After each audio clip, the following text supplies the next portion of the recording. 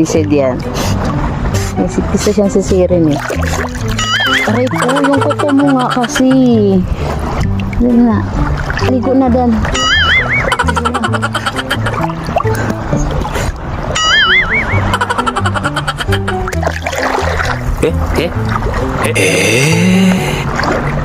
Ano kaya sinisisid niyan?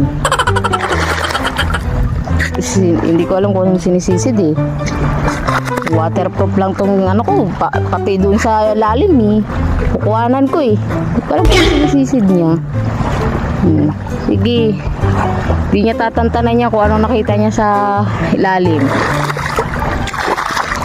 Ano? Tapos ako. Aray. Yung kuko mo.